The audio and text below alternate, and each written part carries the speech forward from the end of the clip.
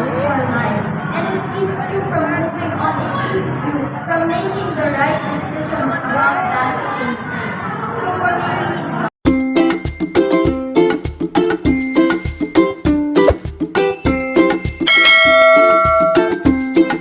Before I answer my topic, I would like to introduce myself. Hi, good morning to everyone. My name is Ia Gabriel G. De Jesus from grade 8 mode, standing in front of you today for impromptu speaking. Now, I got the topic Foundation Day. To begin with, what do we mean by Foundation Day? For me, I think that Foundation Day is where we appreciate and where we gather the students of a school, where we appreciate the accomplishments of the school that we study in, and I think that this is where we can show our appreciation for the founders of our school, and I think this is where we can share our ideas, we can share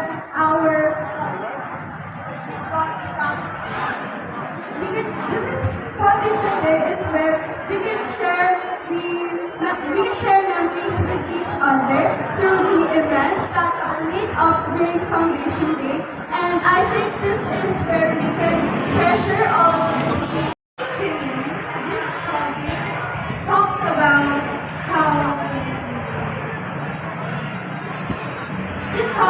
about how there's many opportunities in life, but few people actually choose to do something with it. In life, we are given many things to do, many things to contemplate about, but very few of us actually do something about it. For example, we know a lot of heroes. We know a lot of personal heroes and role models. But despite that, there are many other people, because they haven't done the things that make life meaningful. Many are called, but few are chosen. Can also be directed at natural selection. How species from that compete for their life expectancy, and how few of them actually live on to reproduce and die out. To me, this gives me inspiration to do things with the opportunities that I achieve in my life. Doing things makes me very happy, and choosing to do something with them hopefully gives the opportunity to inspire others with what I do. Ano sa? Yung kanina yung grade 8. Hila ka ng hila ng ayusin mo.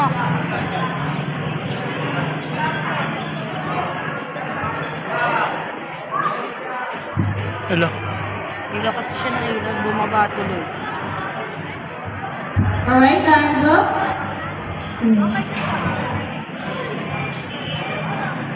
2 minutes starts now.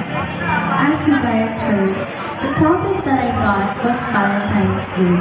What is Valentine's Day? But before I start, good morning, ladies and gentlemen. My name is Ayesha Rodriguez from TAG Archimedes. As we all know, Valentine's Day is celebrated on February 14th. It is used for us to show how we love, how we care for our loved ones, for our special someones. Not only that, but also towards our family and friends. But why is this day so special? Why is this day yearly celebrated? Valentine's Day is for love. But as we all know, love is everyday experience. It is given to you by your family, your friends, or just some random stranger that you can pass by in the street. But why do we have to celebrate Valentine's Day if love is always experienced? Love is how you show that you care. Love is the attention that you give towards the people you care about. But in Valentine's Day, we are able to openly express it, to openly show, to give them gifts, to make them feel appreciated, because everyday love is different from the love that you are able to give and receive on your special day. Just like on your birthday, when your family gives you cake, sings you happy birthday, and celebrates it. That is different from the love that you usually get on special occasions. And for that, I stand that Valentine's Day is something that we should celebrate to openly express our love, appreciation, and to give them the love that they deserve. Pakinggan niyo muna ang aking kwento. Ako nga pala si Darren C. Charjay ng Mocha. At ako ay mayroong isang pamilya at may isang kapatid. Ako ang pangalan sa aming dalawa at ang mabunso ay isang babae. Nung ako ay bata pa, napapansin ko sa aking magulang na laging kinakampihan ang aking kapatid kahit na mali ang kanyang ginagawa. Ngunit, lagi ko lang itong Nakabahan. Lagi ko lang itong pinapalampas. Inaintindihan ko na ang aking batang kapatid ang nasaming dapat inalagaan. Ngunit, ito yung iba. Nung ako yung naging high school student, lahat ng atensyon, lahat ng kailangan sa paaralan, nang binibigay sa aking kapatid. Ngunit isang araw, ang aking isang araw ng birthday, nagulat ako. Sa aming bahay, wala man ang bumati sa akin happy birthday. Wala akong nakapansin. Ngayon, Ako sa may tarpaulin na. Gumawin. Ito yun. Ba? Nalagay. gumawin. Talent coach. Baka nagulat ako lahat. Yung imbis na ako plano, ako bibila ng cake. Hindi na naman kapatid ko. Nalimutan nila ang birthday ko. Kaya ako hindi na sa kwarto ni Mama. Ma! Di mo na malalaman ang birthday ko ngayon? Ba't lagi na lang kapatid ko pinibigyan mo ng atensyon? Para naman ako.